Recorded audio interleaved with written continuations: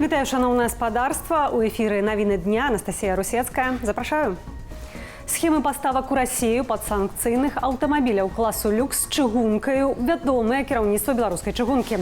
Больш за тое, за гэтымі махінацыямі стаіць блізкі да Лукашэнкі беларускі бізнесовец Алексей Алексин. Пра гэта паведаміла ў матэрыяле расследавання супольнасць чыгуначнікаў Беларусі. Паводле рэсурсу, звязаная з Алексіным кампанія «Энергаойл» адзін з атрымальнікаў вагонаў з новымі аўтамі на беларускім баку. У асноўным плынь працягвае рухацца па маршруце з чыгуначнай станцыі Грыва, што ў латышскім Даўгаўпілсе, да станцыі Ворша-Заходняя. Затым аўтамабілі кіруюцца ў Расею. Расследавальнікі азначаюць, сёлета за першую палову ліпеня такім чынам прайшлі з 1,5 дзясятка спецыялізаваных вагонаў з аўтамабілямі класу люкс. Служба эвакуацыі «Байсол» працягне працаваць у штатным рэжыме, нягледзячы на пастановы пра забарону ўезду з боку Літвы, Латвіі і Эстоніі. Пра гэта паведаміў у Фейсбуку сузаснавальнік фонду салідарнасці «Байсол» Андрей Стрыжак. Заязджаць на сваю тэрыторыю машынам з беларускімі нумарамі забаранілі Літва, Латвія і Эстонія. Польшча абмежавала ўезд аўтаў з беларускай рэгістрацыяй. Праехаць мяжу можна толькі пры ўмове, што ў аўтамабілі едзе ўласнік. Вызваленне палітычных вязняў, дапамога беларусам у выгнанні і закрыццё межаў краінамі еўразвязу для аўтамабіляў з беларускай рэгістрацыяй. Гэтае пытанне ўзняла Святлана Ціханаўская на саміце еўрапейскай палітычнай супольнасці ў Вялікай Брытаніі. Я казала, што нельга дапусціць жалезнай заслоны паміж Беларусю і Еўропай. Я падняла пытанне закрыцця мяжы для беларускіх аўтамабіляў краінамі еўразвязу. Гэтае рашэнне неабходна перагледзець. Ціханаўская сустрэлася з польскімі прэм'ер-міністрам Дональдам Тускам і міністрам замежных справаў Радославам Сікорскім, а таксама з прэзідэнтам Літвы Гітанасам Наўседам і прэм'ер-міністркою Латвіі Эвікай Сілыняй. З кіраўніцтвам Польшчы Святлана Ціханаўская абмеркавала спосабы вызвалення палітвязняў, у тым ліку Анджэя Пачобута, сітуацыю на мяжы ды падтрымання беларускай грамадзянскай супольнасці і незалежных медыяў. У размовах з Гітанасам Наўседам і Эвікай Сілыняй засяродзіла ўвагу на праблеме закрыцця межаў для аўтаў з беларускімі нумарамі. Ціханаўская заклікала знайсці шляхі развязання, у тым ліку за кошт змякчэння абмежаванняў, уведзеных еўразвязам. Гатовасць афіцыйнага Менску да дыялогу ў справе крызісу на беларуска-польскай мяжы можа быць следствам ціску Кітаю пасля нядаўняга візіту ў Пекін прэзідэнта Польшчы Анджэя Дуды.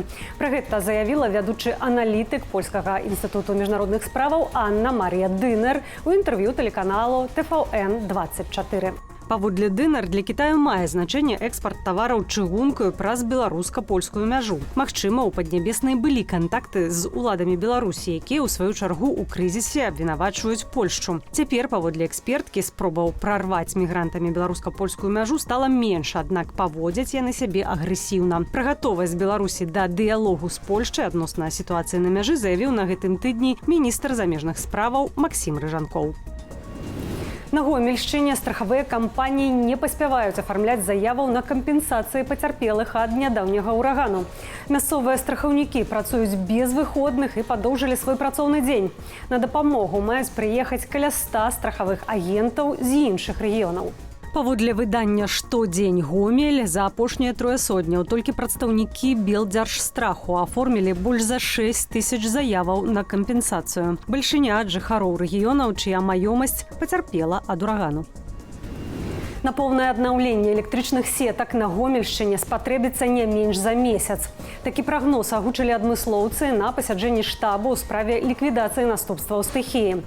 Таксама ў Міністэрстве энергетыкі паведамілі, што напружанне падалі ва ўсе паселішчы Гомельскай вобласці.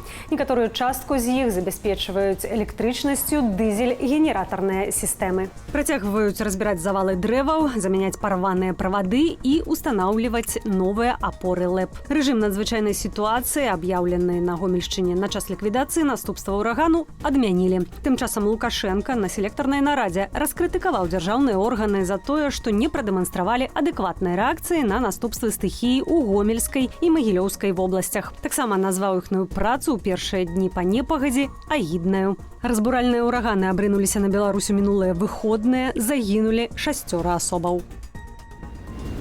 Еўропа і НАТО мусяць быць гатовыя да таго, што вайна ва ўкраіне зацягнецца даўжэй як на 10 гадоў. Пра гэта ў інтэрв'ю BBC заявіў генеральны сакратар Паўночна-Атлантычнага альянсу Йенс Столтенберг. Пры гэтым Стольтенберг зазначыў, чым болей заходнія саюзнікі дапамагаюць Украіне і чым даўжэй будуць гатовыя працягваць падтрыманне, тым хутчэй вайна можа скончыцца. Працягваецца яна, бо Пуцін думае, што, цытата, «можа нас перасядзець», сказаў генеральны сакратар. Йенс Стольтенберг быў генеральным сакратаром НАТО 10 гадоў і пакіне пасаду ў кастрычніку. Яго заменіць былы прэм'ер-міністр Нідерландаў Марк Руте.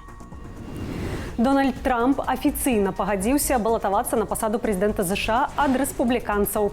Пра гэта ён паведаміў падчас выступу на з'ездзе рэспубліканскай партыі.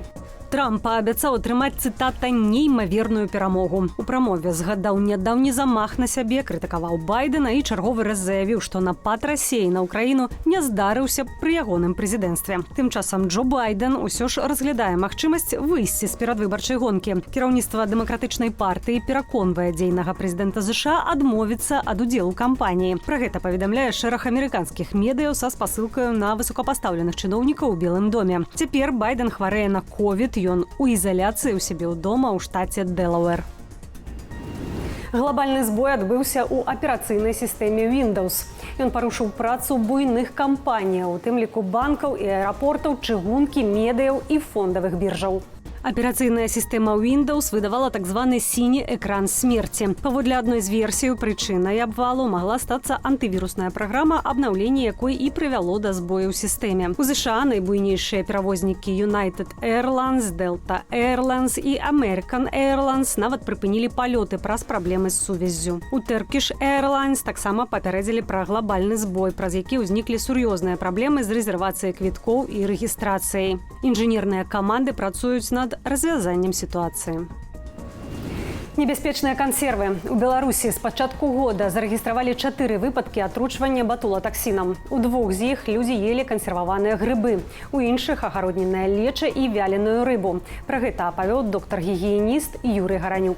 Батулізм – смяротна небяспечная хвароба, вылікавацца цалкам ад яе немагчыма. У сярэднім у нашай краіне рэгіструюць да 24 выпадкаў атручвання батулатаксінам штогод. Найбольш небяспечная ежа ўлетку – грыбы. Звязана гэта, паводле Гаранюка, з высокай тэмпературай паветра. У такіх умовах нават невялікія парушэнні ў кансерваванні могуць прывесці да з'яўлення батулатаксіну ў ежы. У Мастах разабралі візітоўку гораду. Найдаўжэйшы падвесны пешаходны мост краіны. Дэмантаж звязаны з будаваннем новага мосту, пасярэдзіне якога абяцаюць зрабіць шкляную падлогу. Пакуль жа перайсці праз Нёман можна па часовай пантоннай пераправе. Як змяняецца звыклы краявід? Без каментара.